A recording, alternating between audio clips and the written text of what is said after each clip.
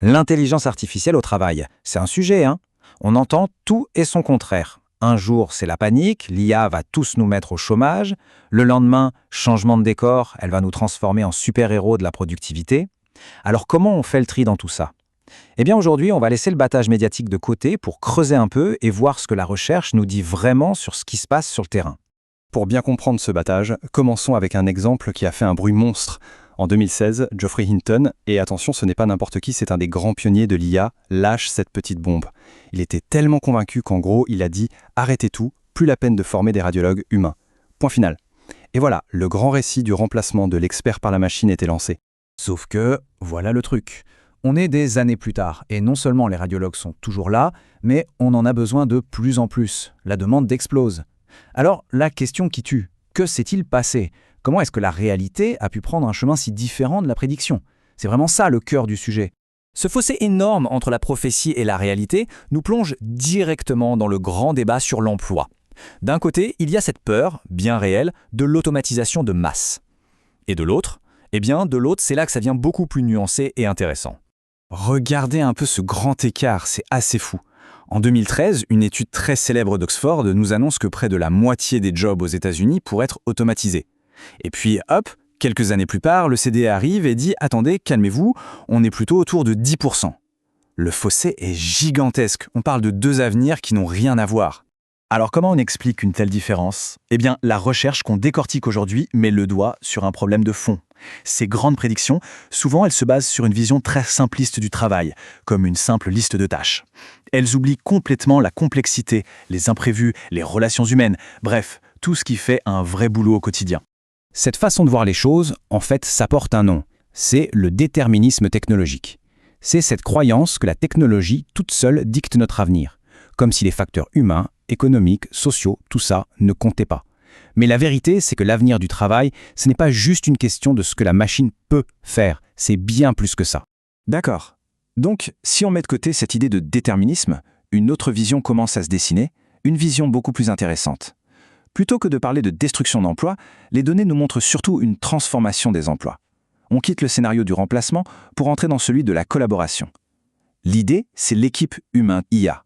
Et là, le potentiel est juste énorme, surtout avec les IA génératives. Les chiffres sont assez dingues.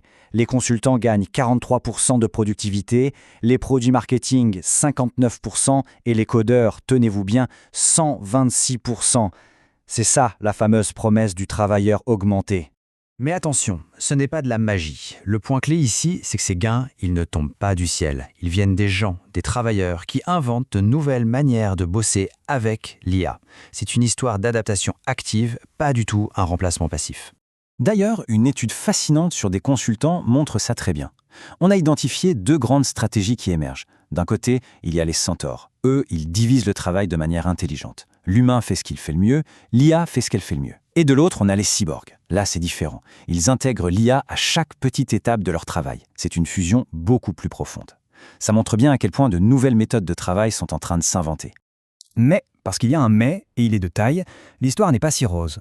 Une méta-analyse, c'est-à-dire une grosse étude qui compile les résultats de plein d'autres, a découvert un truc assez contre-intuitif. En moyenne, l'équipe humain-IA fait moins bien que le meilleur des deux pris séparément. Autrement dit, mettre un humain et une IA ensemble, ça ne garantit absolument pas un meilleur résultat. Et ça nous amène tout droit à un concept qui n'est pas nouveau du tout, mais qui est plus pertinent que jamais, les ironies de l'automatisation. Voilà l'ironie principale. La promesse, c'était quoi? L'IA va nous débarrasser de tout le travail pénible et répétitif. Super. Sauf que la réalité, c'est que l'IA crée de nouveaux types de travail fastidieux. En gros, la corvée ne disparaît pas, elle change juste de visage. Et ce nouveau travail pénible, c'est quoi? Eh bien, c'est passer son temps à écrire, vérifier, corriger des prompts. C'est se retrouver avec une charge mentale bien plus lourde. C'est le risque de devenir trop dépendant et de moins réfléchir par soi-même. Il y a aussi le risque, à long terme, de voir ses propres compétences s'éroder. Et bien sûr, il y a les fameuses hallucinations de l'IA, ces erreurs bizarres et inexplicables. Sans oublier les risques de sécurité énormes du shadow AI quand les gens utilisent des outils non approuvés par leur entreprise. Et ce risque de sécurité, ce n'est pas juste une idée en l'air. Une étude récente a de quoi faire froid dans le dos. 38%, Oui, 38% des employés reconnaissent qu'ils ont déjà mis des données sensibles de leur entreprise dans des outils d'IA, sans aucune autorisation. Pour les organisations, c'est un véritable cauchemar. Ce qui est fascinant, c'est que tout ça, on le sait depuis longtemps. Cette citation de la chercheuse Lisanne Bainbridge, elle date de 1983. Elle disait déjà à l'époque, un système automatisé, c'est génial, ça simplifie le boulot, mais le jour où ça tombe en panne, ça le rend 10 fois plus compliqué. C'est exactement ce qu'on vit aujourd'hui. Bon alors, le tableau est complexe. Entre les promesses et les problèmes, comment on fait pour avancer? C'est ce qu'on va voir dans cette dernière partie, comment on peut tracer une voie plus intelligente pour l'avenir. S'il y a une chose à retenir de toute la recherche, c'est bien celle-là. Rien n'est écrit d'avance. L'impact de l'IA, ce n'est pas une fatalité. Ce n'est pas la technologie qui décide. Ce sera le résultat de nos choix. Les choix qu'on fait dans nos entreprises, dans nos équipes. Alors concrètement, comment on fait ces bons choix? La recherche nous donne une sorte de guide en 5 piliers. D'abord, participer. Il faut que tout le monde soit dans la boucle et surtout les salariés. Ensuite, dialoguer. On doit pouvoir parler ouvertement des changements. Troisièmement, expérimenter. On ne déploie pas un outil à l'aveugle, on le teste en conditions réelles. Quatrièmement, former. Et là, on ne parle pas juste de savoir cliquer sur un bouton, mais de développer un vrai esprit critique face à l'IA. Et enfin, cinquièmement, concevoir. Il faut créer des outils pensés pour les humains, qui soient clairs et contrôlables. Finalement, tout se résume à ça. L'IA, ce n'est qu'un outil. Un outil incroyablement puissant, c'est vrai, plein de complexité et de paradoxes, mais la vraie question, ce n'est pas qu'est-ce que l'IA va nous faire. La seule question qui compte, c'est qu'est-ce que nous, collectivement, allons choisir d'en faire.